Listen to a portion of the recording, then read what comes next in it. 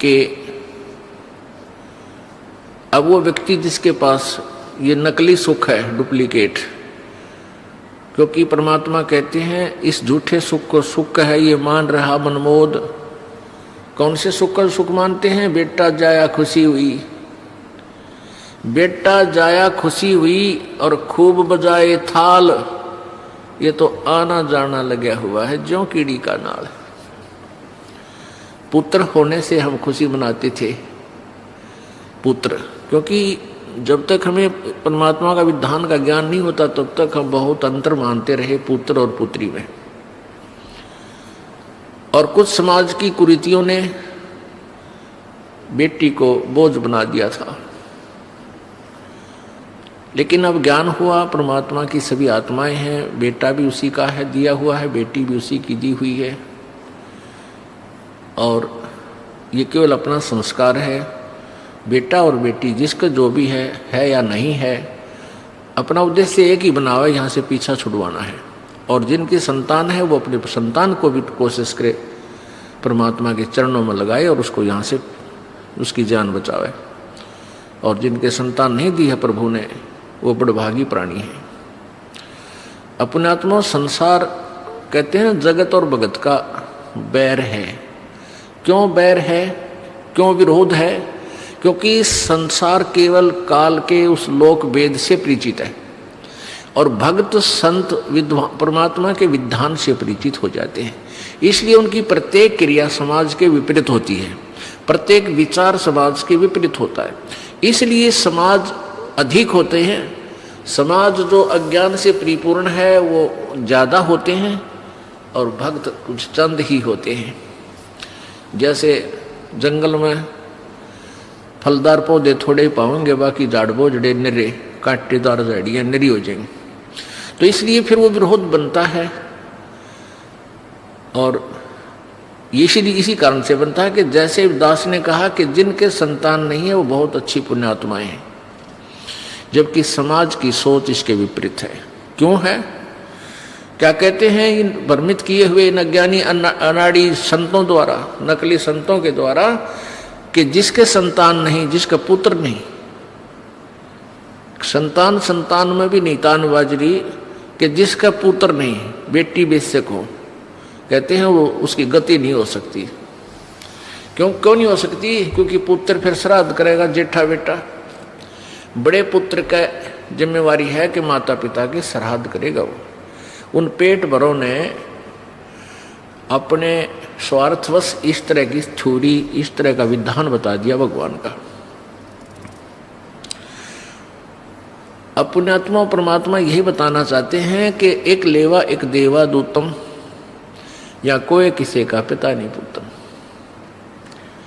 कुछ एक ऐसी कहानी है जो सत्य है और हमने उसको ऊपर सत्य ही मानकर अपने जीवन को सुचारू करना है, उसके अनुसार हमने चलना होता है।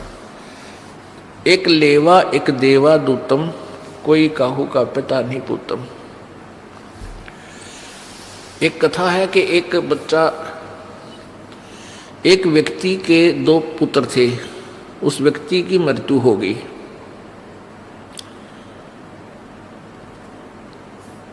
और वो आपस में क्या थे कि बड़ा लड़का जो था वो दूसरी पत्नी से था, उसकी मृत्यु होने के बाद दूसरी शादी कराई तो दूसरा लड़का उसके दूसरी पत्नी से प्राप्त हुआ था। तो दोनों ही पत्नियां उसकी मृत्यु को प्राप्त हो चुकी थी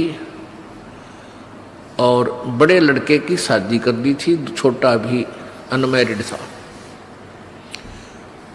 और खुद उस व्यक्ति की भी मृत्यु हो गई। अब वो छोटा लड़का बड़े लड़के का विवाह हो चुका था। अब छोटा जो उसकी मौसी का लड़का था वो कुछ दिनों के बाद बीमार हो गया, रोगी हो गया। और रोगी इतना हो गया कि 2-4 जगह दिखाया, उसे कोई आराम नहीं हुआ। किसी ने कहीं बताया, किसी ने कहीं बताया, उसमें पैसे ज़्यादा लगने थे। इसलिए बड़े भाई ने और उसकी पत्नी ने एक स्कीम बनाई कि अपने यहाँ काफ़ी संपत्ति है, अच्छी जमीन है, बड़े बड़े मकान हैं, और ये अगर जीवित रहा तेरा भाई, वो खुद बातें करते हैं, यदि ये जीवित रहा तो आधी संपत्ति को प्राप्त करेगा, और अब ये मृत्यु के निकट पहुंच चुका है, इसका इलाज करवाएंगे तो काफी पैसे लगेंगे, क्यों ना इसकी मृत्यु ही करवा दें किसी वैद्य से डॉक्टर से बात करके। दोनों की एक स्कीम होगी, एक राय होगी, और एक वैद्य से प्रार्थना की। वैद्य से उन्होंने कहा कि ऐसे ऐसे हमारा भाई है और उसको आप विष दे दो। वो कहने लगा मैं 500 रुपये लूँगा, क्योंकि तो फिर 2 नंबर का काम करनी तो साथ में अपना भी उद्देश्य रखते हैं। उसमें 500 रुपये आज के 5 लाख के करीब थे, तो उन्होंने स्वीकृति दे दी। उस वैद्य ने उस रोगी को ऐसी दवाई दे दी जिससे उसकी कुछ दिनों में मृत्यु होगी। अंतिम संस्कार किया, खुशी मनाई। 1 वर्ष के बाद उनके एक संतान उत्पत्ति होगी, एक लड़का उत्पन्न हुआ, इकलौता पुत्र, और संतान हुई नहीं। इकलौता पुत्र खूब लालन पालन कर रहे हैं, बढ़िया से बढ़िया आहार कराते हैं। वो गिने दिनों में वो लड़का युवा हो गया, यानी 10-12 वर्ष के बाद पहले शादी कर देते थे, 12 वर्ष के बच्चे का ब्याह कर दिया करते थे, और 12 वर्ष के लड़के आज के 25 वर्ष 20 वर्ष के बच्चों से भी तगड़े हो जाते थे, ऐसा स्वस्थ शरीर होता था। अब वो लड़का जो है, उस लड़के का भी ब्याह कर दिया। शादी होने के कुछ ही दिन उपरांत वो बच्चा फिर बीमार हो गया, वो उनका लड़का बीमार हो गया, यानी पहले तो भाई बीमार था, उसकी मृत्यु होगी, फिर पुत्र हुआ तो वो पुत्र भी रोगी हो गया कुछ दिनों शादी होने के उपरांत। अब इकलौता पुत्र, उसके जीवन की रक्षा के लिए उन्होंने कोई वैद्य नहीं छोड़ा, कोई झाड़ फूंक करने वाला व्यक्ति भी नहीं छोड़ा। सबके पास गए, जो मुंह मांगा वो पैसा दिया, जो मांगा वही पैसा। कहा तुम मेरा बेटा ठीक कर दो, चाहे कितना पैसा लग जाए। अच्छी बहुत कीमती दवाइयाँ लगाई, लेकिन रिजल्ट ये हुआ कि कोई भी उसका ट्रीटमेंट नहीं कर सका।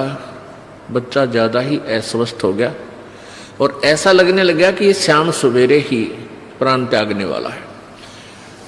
वो उसके पिताजी वहाँ उसके पास बैठे थे, तब उस लड़के ने कहा कि भाई, अपने भाई का नाम लेकर बोला कि अब तेरा और मेरा हिसाब हो लिया पूरा, अब तू नो कर, कफन और लकड़ियाँ क्या हिसाब किताब रहता है वो इकट्ठी कर ले, और मैं ईब प्राण त्यागूंगा। अब वो कहता है व्यक्ति अपने पुत्र से कि बेटा मैं तेरा बाप हूं, तेरा भाई नहीं लगता।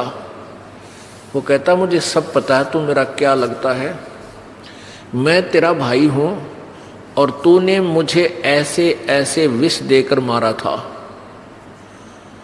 और मेरा और तेरा ये हिसाब हो लिया, क्योंकि आधी संपत्ति लगभग जमीन भी गिरवा रख दी थी बच्चे के इलाज के लिए, यानी बेच डाली थी, आधी जमीन भी बेच डाली थी। तब उसने कहा कि मैं तेरा वो भाई हूं जिसको तुमने जहर देकर विष देकर मरवाया था, और मैंने अपना हिसाब पूरा कर दिया। अब पुण्यात्मा विचार करना चाहिए, कथा हो पर 100% सत्य है ये। अब उसके जो भाई कहें या उसका बाप कहें, उसको यह बात पक्की जचगी, भाई बिल्कुल आधी संपत्ति बिकेगी, सारा पैसा खर्च हो गया। तब उसने कहा भाई ठीक है, एक बात और बता दे भाई, हमने तो पाप करा में फल मिल गया कि इकलौता पुत्र हमारा मृत्यु को प्राप्त हो रहा है, हमें तो दंड मिल गया क्योंकि हमने आपके साथ धोखा किया। लेकिन इस लड़की का क्या दोष है जो तेरे ब्याही आई है, तेरी पत्नी है, और अब इसको जिंदा जलाया जाएगा सती प्रथा के तहत। उसमें सती प्रथा थी कि पहले पति मर जावे तो लड़की पत्नी साथ मरे, जल के उसी चिता में जलाना होता था, उसको जलना होता था। ऐसी कुरीति थी भयंकरिया। तो अब इसका क्या दोष है इस बेचारी का, भी ये तेरे साथ जलाई जाएगी जिंदा। तब उसने कहा कि वो वैद्य कहाँ है जिसने मुझे विष दिया था।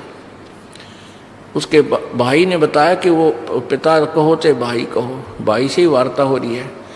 उसने बताया कि आपके 2 वर्ष बाद उसकी मृत्यु हो गई थी। तब उसने कहा कि ये वही वैद्य है जो मेरी पत्नी बन के आया है, इसने अपने किए की सजा भोगनी पड़ेगी। वैद्य होकर ऐसा दुष्ट कर्म कराइए। राक्षस प्राण लेने के लिए नहीं, वैद्य प्राण दान करने के लिए होते हैं। तो पुण्यात्माओं, ये बातें हमें परमात्मा के इस तत्व ज्ञान को समझने में सहयोग देंगी, ये सत्कर मान लेना। यहां परमेश्वर की वाणी बताती है कि एक लेवा एक देवा दूतम और कोई किसी का पिता निपूतम। ये ऋण संबंध जुड़ा एक ठाठा, अंत समय सब 12 बाटा। एक लेवा एक देवा दूतम। अब जैसे उस लड़के की जो बड़ा भाई था, उसने अपने भाई की संपत्ति हड़प ली, उसको मरवा दिया। तो लेने वाला दूत हो गया कि उसने हड़पया, और फिर वो लड़का बनकर वही आत्मा आई और उसकी सारी संपत्ति रोग में लवा दी। अब वो देने वाला दूत हो गया। एक दूसरा उदाहरण देते हैं। एक ऐसा बेटा है, अपने माता पिता की सेवा करता है और पिताजी घुट्टी लावे और धमकावे और बेटा कुमा कुमा के लिया और बाप की सेवा कर रहा है। तो उस बेटे ने किसी जन्म में उस बाप के साथ उस पिता वाली आत्मा से ऐसे ही लूट रखा था किसी भी तरीके से। और एक ऐसा बेटा है, पिता कुमा कुमा का मरले है और बेटा छाती फूक फूक का दारू पीवे है, किधर कार कढ़वा ले, किधर मोटरसाइकिल लावे और उसको बर्बाद कर रहा है, और वो रो रहा है और दे रहा है। तो यहाँ बताते हैं एक लेवा एक देवा दूतम। तो उस पिता ने उस बेटे वाली आत्मा से कभी किसी जन्म में धोखा किया है। अब तो ये लोग क्या करते हैं, ला तेरे छोरे लुआ दूंगा, 5 लाख रुपये लगेंगे, और 1 साल घुमा के कह दे भाई मन के विराग लेता ही दे दिए थी। वो 5 लाख रुपये ईब तक ले लिए और रोने वाला रो रहा है बेचारा। वैसे तो दोनों ही निकम्मे हैं, जब क्यों पंगे में पा दे। भगवान में विश्वास रखे, दान धर्म करे, मालिक आगे दरिया पावे। फिर अब उसने पैसे हड़प कर लिए, मार लिए, जो राजी हो गया। पहले तो वो इस जन्म में बर्बाद हो लेंगे और फिर रह गए पाप, वो अगले जन्म में उसको और देना पड़ेगा। मनमाना अगले जन्म में वो जो जिसके उसने पैसे रखे हैं, हड़पे हैं, अगले जन्म में कभी जब मानव शरीर होगा, मनमाना जमाई बन कर लेगा। बेटी भी ले जाएगा और साथ में पैसे भी लेगा और ठोक ठोक कर बजा के इतने लूंगा। बेटी ने तंग करे फिर लेकर जा, फिर ले, मतलब इस तरह पीछे बहुत ऐसी कुरीतियाँ बहुत जबरदस्त थी। दारू पीता, लड़की अपनी पत्नी को तंग करता, माता पिता ने सोचे भाई इसका घर बस जाए, फिर और पैसे देते, बेटा तेरा रोजगार हो जाएगा, गुजारा चल जाएगा। लेकिन ये है सब लेन और देन ही, ये फाइनल समझ लेना। तो यहाँ उद्देश्य ये हमारा समझाने का सारी कहानी कि आप यहाँ के रहने वाले नहीं हो, यहाँ से आप पीछा छुड़वाओ और उस लोक में चलो जहाँ कोई ऐसा कुछ भी नहीं है, उस सतलोक में चलो। उसके लिए परमात्मा बताते हैं, कबीर जी स्वयं आकर बताते हैं कि तुम हमारी शरण में आओ। हमारी शरण में आने के बाद तुम्हें यहाँ के जो नकली सुख हैं वो भी देवांगे अगर आवश्यक हुए तो यहाँ प्रसंग चल रहा था कि भाई जिनके संतान नहीं है, संत भाषा में उनको कहते हैं कि ये घनी पुण्यात्मा है। और समाज कहता है कि जिसका संतान नहीं है उसके तो सुबह दर्शन भी ना होने चाहिए, वो तो नपुत्ता है। अब देखो कितना अंतर हो गया। और संत परमात्मा के विधान अनुसार के उन पुण्यात्माओं का कोई लेन देन नहीं रह केवल यार को ना उनका ही। और यदि उनको ये मार्ग भक्ति का मिल जाए वो पीछा छुड़वा सकते हैं यहाँ से, उनको सबसे बड़ा बेनिफिट ये मिलेगा। और जिसका संतान है ये पिछला लेन देन उलझ भी रहा है, लेवा देवा दूतम आ भी गए हैं, तो भगवान के चरणों माने से फिर कबीर परमात्मा के दरबार में उनका वो लेन देन सहज में सुलझ जाएगा। बहुत अच्छे तरीके से अपनी विटो पावर से मालिक उनको लेन देन उनका बराबर करवा देगा और दोनों को फिर पार कर ले जाएगा।